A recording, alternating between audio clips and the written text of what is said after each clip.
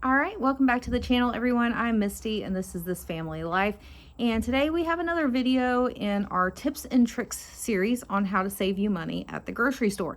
And this is actually going to be a three-part series that's going to go across 3 weeks here in February. The first week, we are going to talk about how to start a prepper pantry, okay? So this can be a working prepper pantry, one that you use on the day-to-day basis, or it can be a long-term prepper pantry, having trouble saying prepper pantry today, that you leave in a separate area of your home and you don't touch very frequently, or that you restock from as needed. It's totally up to you what kind of prepper pantry you have. So my pantry, I would kind of deem a working pantry. I do work through it pretty often, but it's in a separate area of the house. It's in my laundry room. So I accumulate it in there and then I shift it into the house as I need it. Okay, so first we're going to talk about 15 tips to start a prepper pantry. Then the next week of the series, we're going to talk about the important staples that you should try to add into your prepper pantry. Now, I will say there's a caveat to that. I am a big fan of do not buy what your family will not use. So when you watch that video in particular, if there are things that your family will not use, will not eat, do not buy those things, okay? Because I certainly am not going to buy things that my family will not eat, and I do not encourage others to spend money on things that their family will not eat either. Then the third part of the series, the week 3 of the videos, will be focused around how do we do a pantry challenge, right? So the first thing is you've got to have a pantry to work with. And so I think that kind of all ties back to how do I start a prepper pantry? And some people may not know this. Some people may be brand new to it. Some people may be doing it and realize that they're not doing it right or not doing it to the best of their ability. And so I think even myself, I'm always a constant work in progress, right? There's always room for improvement. And so I just hope that this video will be helpful. So I hope if you want to come along on this 3-week journey with me, make sure to like and subscribe, ring the notification bell, and that way you will be able to be notified when these videos go live.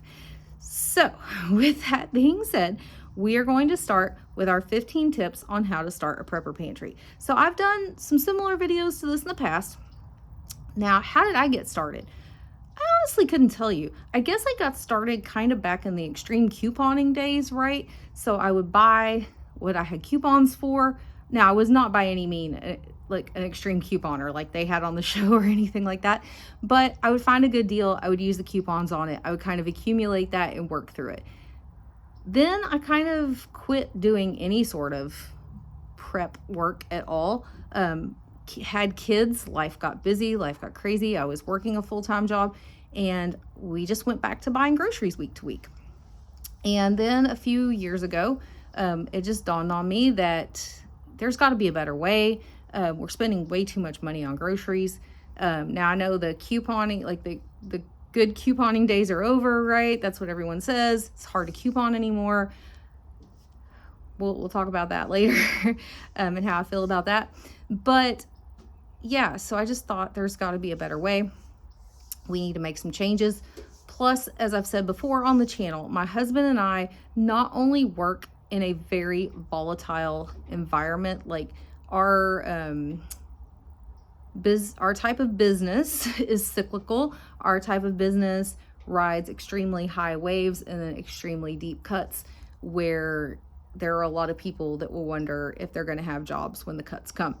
We have luckily both were in positions where we're very needed by our company. So luckily we've never had to face that yet, but it's scary when you have all of your eggs in one tiny little basket. And so having that food security here at home is important to me for that reason as well. Just if something were to happen and worse comes to worse and one of us loses our job, that we have a little stability in the house while we're trying to figure out what's going to happen to keep the house, right? Okay, so 15 tips to start a prepper pantry. So number 1 is to really understand what you want your prep to be. Okay, so some people, like I said, want it to be a working prep where they are constantly working through it. There's no problem with that. I think I kind of mix mine up between that and a long-term prep because I accumulate everything in my laundry room and then I rotate it into the house, into my normal working pantry as I need it. So I would call it like a mix between a working prepper pantry and a longer term prepper pantry, because some of the items do sit there much longer than others. Now, as you know, I've kind of changed up my pantries lately. So I have an ingredient pantry now, and then a pantry with all the things that I'm like trying to work through and get out of the house. So that's a little different right now, but eventually it will kind of go back to the inside pantries, the working pantry, and the other pantry in the laundry room is like a little bit longer term pantry. So number 2 is understanding what items you should prep. So next week's video may help you to understand better what items work well together to form a long-term prep, but you have to understand, what am I going to use? So maybe write down like the top 10 meals that you make over and over and over again, and look at the shelf stable items that you could prep for those meals. Start there. Start with simple baking ingredients. I still to this day have not mastered baking bread, right? So I wouldn't want to fill up my pantry with like all the stuff to make homemade pasta, homemade bread. I'm not there, okay? So I stock my pantry with regular pasta off the shelf. I stock ingredients, okay? So I look at, if I have all the ingredients, okay, then I can pull a recipe for a meal and pretty much cook it any given time. Or I can go to my go-to recipes and I can pretty much cook it at any given time. And very rarely do I not have an ingredient. But we're going to talk about, what do we do if we don't have an ingredient, right? What do we do in that case? So if you don't have an ingredient, we'll talk about this some more next week. What do you have on hand you can substitute with, right? So learning what items do I need to keep in my prep in order to make the meals that my family likes. I think that's a big one to understand. And also to understand, this one is totally on me, you guys. and I know one of you said that you had faced a similar situation in the comments one week, is prepping too much of one thing. So not understanding what items you need to be adding to your prep. I prepped way too many like cake mixes, baking mixes, muffin mixes, cookie mixes, all that kind of stuff. So I'm kind of trying to work through that this year and scale it down a little bit, but it takes up a lot of space and I just don't need that many of them. So know what you need to prep. So again, I'm going to tie that back to working prep versus long-term prep, right? So which way do you think you want to go? And then look at what items you need to stock. If it's a working pantry, I think like most people would give you a guideline of buy one extra, then you've got one for the next time you want to make it. And then once you use that and you go back, you buy one, you get one. That's kind of like a working pantry method. Now, for a long-term prep, how do I get started there? Is buy one for now, buy 4 for later. Okay. If it's on sale, buy 5, save $1, get 5 of the item, right? And so when you stock it in larger quantities, you're able to build up that long-term food prep. And then a lot of places have case lot sales where people will go and stock up on whole cases of like canned goods and stuff. We don't have that in my area. I wish we did. I would love to go see one of those. But watching for good deals and making sure you're stocking up on large amounts of them will increase your long-term prep. So the next thing, number 4, is understand your budget. So what is your budget for your prep, right? Some people are not going to have enough money to build a huge pantry right away, okay?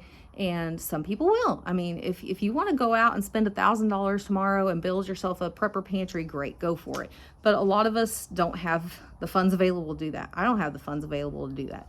So what I did is I just started by looking at what items were like on mega sale or your weekly digital deals. Usually those things are going to have a limit of like anywhere between 2 and 5 of that item.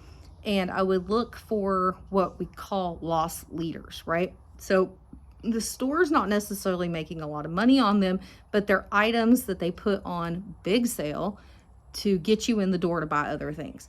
And I would only buy those items, okay? I would only buy the big sale items and then I would get out of that store. And I still do this a lot to this day. So that'll help you stick to your budget. So if you know your budget's only like $10, Like I got my normal groceries and I've only got $10 to prep with. Maybe go to Dollar Tree and buy some items there for your prep. Or I don't recommend Dollar General in my area. It's very expensive in my area, but it might be better in your area, so it might be worth a try. But I look in the stores for like those big loss leader items. Okay, so just to give you an example, here in another week, I think it is, our Tom Thumb is going to have a big buy 2 get 3 free sale. Okay, so I would look at, okay, I have $10 that I can apply to my prep for this week, and I would go in and figure out what items on that list I use, and then I would look at, okay, which ones are the cheapest ones, because you don't, I mean, yeah, it's nice to buy the expensive ones, right, and buy 2 save 3, but that doesn't fit in your $10. So you have to look at, okay, I could get 2 mayos and get 3 free, but that's going to cost me $15.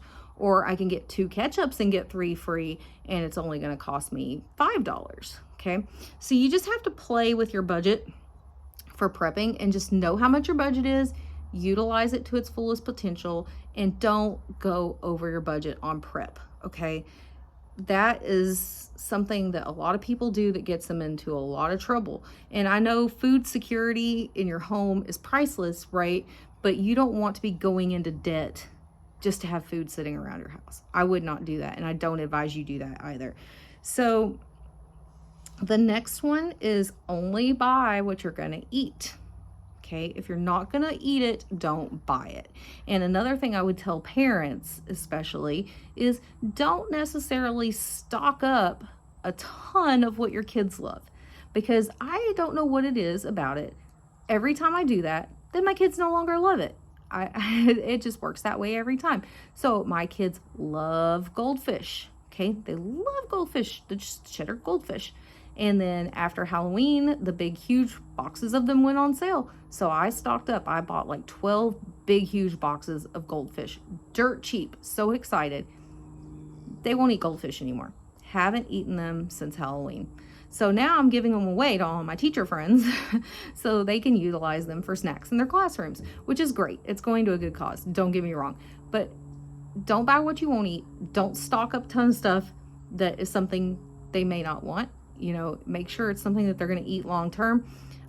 Do it for yourself too. Like, I had gastric surgery, and one of the things they said to do was stock up on protein shakes. Before you have your surgery, stock up on protein shakes.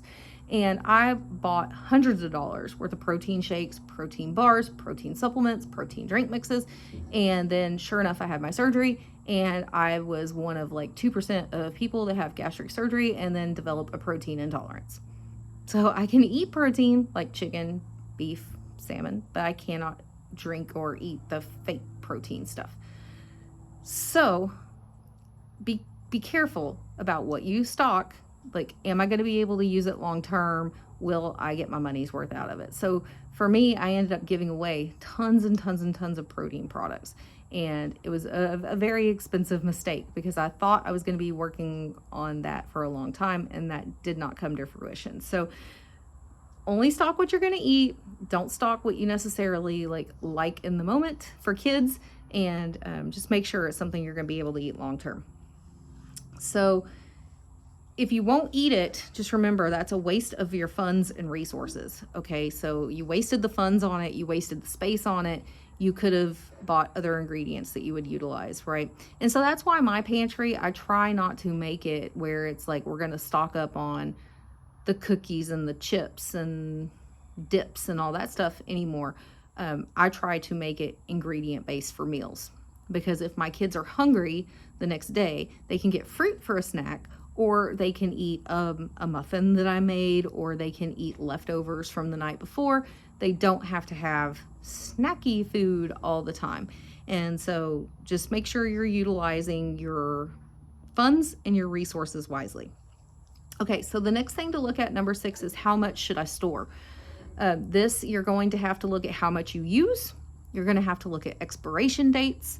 Are you willing and able? Is it something that you can push past the expiration date, so it's okay if you keep it longer? Is it something that really needs to go as soon as it hits the date? So just look at how often you're going to use the product and how many can you use before the product goes out of date. So like what I did for the canned food sale back in November, because at Thanksgiving time, Kroger had that great sale for 50 cents per can, is what I did is I sat down and I said, okay, if we had green beans X number of times a month for 6 months, how many cans would we use? Because I had no clue what the dates were going to be when I got the cans. I didn't know if they would be 2024, if they would be 2026, if they'd be 2028. And canned goods is kind of a bad example because canned goods will last way longer than the expiration date. But I'm just trying to drive home a point that I didn't know what the expiration dates were going to be when I received them. And so I didn't want to buy an abundance of something and then not be able to use it in the date. So just make sure if you're someone who sticks to expiration dates, you swear by them and you're not going to go a day past the expiration date, prepping may not be for you. I would say that. My mom's that way. My mom does not like to use a product once it goes past its expiration date. So my mom's not going to start a prepper pantry with a lot of items that she feels safe to use for a long time. However, she is comfortable enough to come to my house and eat them because she knows that I watch that and I understand the way it works. So watch some videos on expiration dates and what you can and cannot push past the expiration date, and just kind of decide from there how much you're comfortable stocking up on, okay? So remember that items should fit into a meal plan. Now, I'm not saying that you have to sit down and meal plan for a year and then write out all the items that you need. Like I said, pick your family's top 10, top 15 recipes that they love, that you cook all the time. Write down those ingredients and see what you can start stocking up on. Because even if you have 15 recipes that you have enough stuff to make them on hand 6-7 times, that's half of your year worth of meals right there. And then you only have to come up with meals for the other half of the year. Plus, when you have your pantry full of ingredient items, it's easy to go and just pull things and make meals with them. I literally, for months, I think, could go into my pantry and into my freezers and just pull out random things and make a meal, okay? Because it's ingredient based. It's no longer snacks and junk and just stuff that can't be used. It's all stuff that's gonna mesh together. It's gonna work together. It's ingredients to make real food. So I would definitely say make sure it fits into whatever your meals are. That's how to start the best prep, is start with things that you cook regularly. So number 8 is learning about those expiration or best buy dates, and then also extend the use of your food. So it's not only about, can I push it past an expiration date, right? That's something people always want to know when they start a prepper pantry, is how far past the expiration date can I push, blah, blah, blah. But it's also about extending the use of your food when you use it. This sounds like a racetrack out here today. So if you're going to make extra of a meal, can you freeze some of it? Can you take it to work the next day for lunches? Can you repurpose it? Can you repurpose the leftovers into something else? So extend the food when you're using it. Don't just make a dinner one night, throw out all the extra and be done with it, okay? Because that's just food waste. Again, going back to wasting funds and wasting resources. So find ways to extend the life of your food.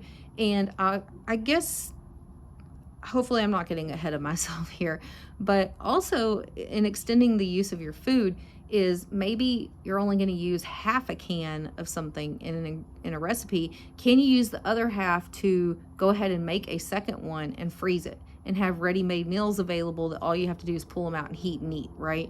So making your own kind of like to-go meals at home, or your own ready-made meals that you can heat up on a night where maybe you don't feel good, or your kids are sick, or you've got a baseball game, or whatever's going on, right? We've got really busy lives now, and so extend the use of your food, extend the money and resources. So the next one I would say is you really want to stock up on items when they're on clearance. When you find something on clearance that you're going to use that maybe the store is getting rid of, that's a great time to stock up on it. So I've talked about this before, my Target will mark those things down 50% off and then 75% off. And you can tell that what they're doing is they're getting rid of that item. So if it's something that I like, I will go ahead and stock up on it then. So like dumpling noodles, I got into those for a while, and they went on 75% off, which made them like 80 cents a bag.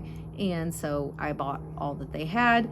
I don't always buy all that they have. Don't get me wrong. I'm not a shelf clearer or anything, but if it's something that I really love and it's something I'm going to use, then yes, I will, because I know that I'll use it. I'm not going to waste it. And again, I want to be a good steward of my money. So I'm going to make it stretch as far as I can by buying things when they're on clearance.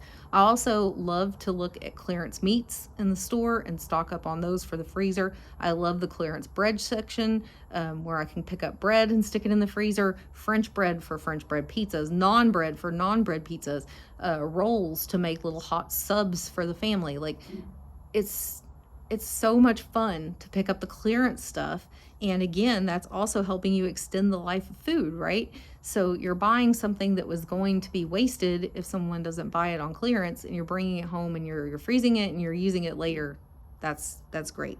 So the next two are also ones that kind of go hand in hand. Number 10, go slow. There's no need to rush. It's not a race. You are not going to build a good prepper pantry overnight. It is going to take time. So don't get in a hurry. It's okay. Start small, start slow. Pick a couple of items, look for them to go on sale, stock up on those. Then pick a couple more items, or make a list, make a master list of what you're looking for, compare it to the sales each week, and just start that way until you can knock off everything that's on your list. Then you can start on another list, right? So you could say, okay, I'm going to start on my list of like, these are the ingredients I need to make my top 10 meals. Then here's a list that's these are the ingredients I need to make my next 5 favorite meals. Okay, well, here's a list for baking. Okay, well, here's a list for holiday foods. And you can just start working down those lists. And so number 11 is probably my favorite tip, is don't panic buy.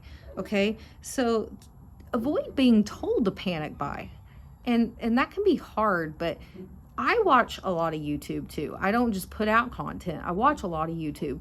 And sadly, I see more and more YouTubers who are switching their strategy from here's how to save money in the grocery store to fear and making you feel like everything's going to be out of stock and you have to go to the store now. And here's the 25 items you're not going to be able to find anymore after spring of 2024. Or due to new tariffs and laws, you're no longer going to be able to get this after the next 6 months. Okay, I can't stand that. I cannot stand the fear mongering and just making you feel like you have to go out and buy things.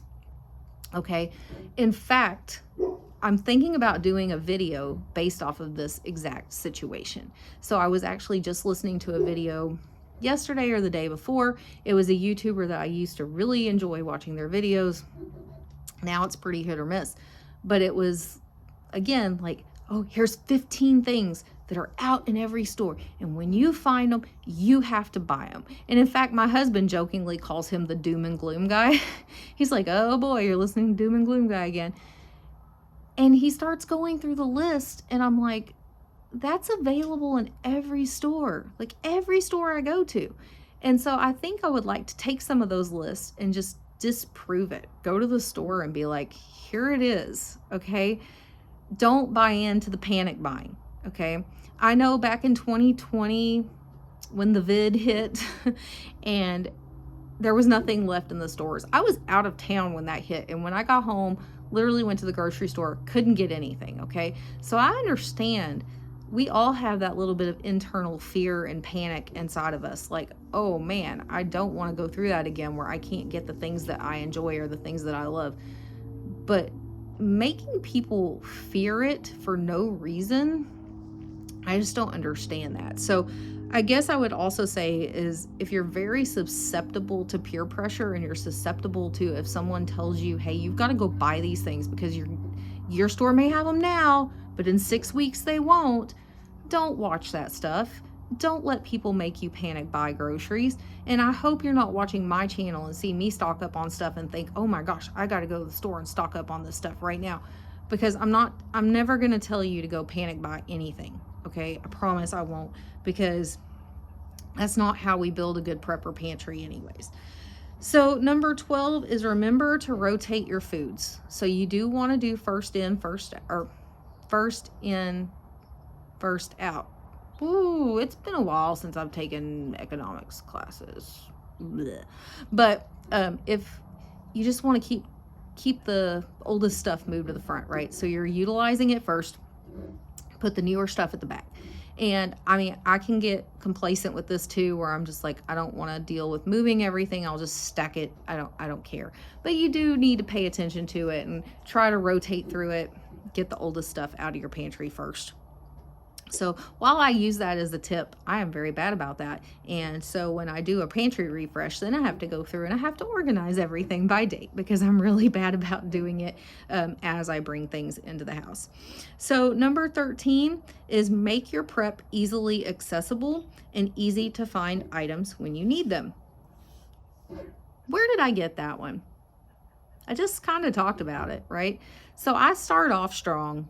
Every time I have everything nice and organized, everything in its spot, everything has a home, everything has a place.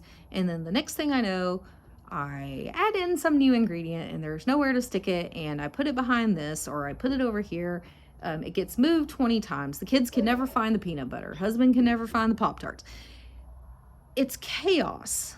And so I'm trying really, really hard. Guys, y'all saw me redo my pantries, right? And I'm trying really, really hard not to do this to myself anymore. But then, like, you're gonna see videos that I filmed this month where I add this ingredient or add this ingredient. I have nowhere to put it. So I just, again, here I go. I'm just putting them at the back of other things. So when it's hard to find what you need, then you're gonna overbuy and you're gonna overstock because you don't think you have it, and then you buy more and it's in a different area, and then eventually you clean out this area over here, and then you're like, oh man, there's all that pizza sauce that I didn't know I had. And so now I've got pizza sauce here, and I got pizza sauce here, and I got a whole lot of pizza sauce to use. Again, ask me how I know. I did it. Lost like 6 jars of huge jars that Walmart substituted my pizza sauce one week. Couldn't find them anywhere. Went and bought more pizza sauce. A few weeks later, decided to clean out the pantry, and sure enough, found all of the pizza sauce. So now the pizza sauce is all together, but I'm just waiting for the next shoe to fall on what I lose in my pantry. So I have tried several different pantry organization methods. I am just not a pro at it yet. So number 14, watch your prep grow over time. So I went back to go slow. There's no need to rush, okay? But watch it build over time, and it will build faster than you think it will, okay? So again, start small, a couple items. Maybe you have an extra $20 one week and you're like, hey, you know what? I'm going to shift that into my prep. So the more and more you shift over to it, the more and more you shift over to the thought of only buying what's on sale and stocking up large quantities of it, your prep is going to grow really fast. Okay. My prep grew really fast. And so don't worry about racing to the finish line to get everything bought, because it will happen. It will happen slowly and gradually, but you will be there before you know it. Okay. And you will be surprised just how much it grows and just how quickly it grows. So my number 15 tip is please, please, please donate what you won't use. Okay. I already kind of talked about this. I still do. I stock up on things that the kids like. I stock up on things that the husband likes. And then all of a sudden the taste change. I do the same thing. My taste change. And so then I don't want it anymore. Or maybe I ate so much of it, I don't want it anymore. My husband just came up to me one day and said, babe, I don't want Hamburger Helper anymore. Please. It wasn't like he overate it as a kid or we overate it in our marriage. He just didn't want it anymore. And so he asked me, can you please just quit making Hamburger Helper? Okay, cool, but what am I going to do with the 20 boxes of Hamburger Helper that we have in our prep area, right? What am I going to do with the 9 boxes of Goldfish that are now in the prep area? What am I going to do with the 15 boxes of Fruity Pebbles now that you've decided you don't want Fruity Pebbles for breakfast? That's my daughter. So donate it. Find a little pantry. Like a lot of neighborhoods anymore, or maybe not even neighborhoods, cities have these little pantries. Often at churches, sometimes it can be in front of someone's house. They're just little boxes, giving boxes, blessing boxes. Leave food there for people that need it in your community. You can also join like a free giveaway page. That I'm on one on Facebook. It's like a buy, sell, trade page, except everything has to be free. And so you can ask for items on there. You can donate items on there. So I will donate things on there. I also work in a environment where There are a lot of employees who don't have it as good as I do. And so I'm totally willing to like take things to work and leave it in the break room, let them take it home and enjoy it, because I enjoy, like, it's part of my love language, right? Is giving things that I'm not going to use to other people and seeing them enjoy it and use it. And so that's very important. If you find that you're not going to use something, maybe you loved beets and you were like, I'm going to stock up on beets. I'm going to buy 60 cans worth of pickled beets. And the next thing you know, it's been 2 years, you've used 2 cans of pickled beets, and you're like, ugh, I got 58 cans of pickled beets left. What am I going to do? Donate them. Okay? Get them out. Donate them. Keep a couple if they're in date. Maybe you'll use 2 more cans. I don't know. But get rid of it. Donate it. And so I probably go to our little pantry about once a week, once every couple of weeks, to donate things. My mom will bring stuff over that she tried and didn't like. She'll have me take it up there. I showed you in the video this month some cheese whisks I picked up at Target. I didn't end up liking them. I just went ahead and took those to work and put them in the break room. They were gone by the end of the day. So just find places where maybe people need food, maybe people need snacks, maybe people, just need a hand up, and let's give it to them, right? Let's give them the resource that they need, and it will make you feel good. My kids, when they were little, Axton's still little, but they learned about the happy bucket, right? And so every little good thing you do puts a little bit more into your happy bucket, and you'll get to the point where your happy bucket's overflowing with all the feel-good feelings, because you did all these things to help other people, and all these other things to make people feel good, and it makes you feel good. And so doing that, giving away things that I'm not going to use, or donating food to the little pantry, or making sure that my coworkers are happy and have snacks and meals, that makes me happy. It fills up my happy bucket and it makes it overflow. And I love that feeling. So that's what I have for you today. Those are tips to start a prepper pantry. And I hope that it will help you in some small way to begin this journey on, making a prepper pantry in your own home. And so, like I said, next week's video is going to revolve around kind of what should you put in your prep area. And then the next video is going to talk about, okay, now I've got a prepper pantry and I've got all these ingredients. Now, how do I do one of these pantry challenges? Because that's real big the first part of every year, is people will do like no spend challenges, pantry clean out challenges. And so we're going to get there, right? We're going to get there. First, we got to talk about how we got there, how we got a prepper pantry, what did we put in our prepper pantry, and now what we're going to talk about, the rules to go by when you do a pantry challenge. So like I said, I hope you enjoy this video. I hope you will like, subscribe to the channel, stick around, and I will see you for part 2 in this series next week. Bye, guys.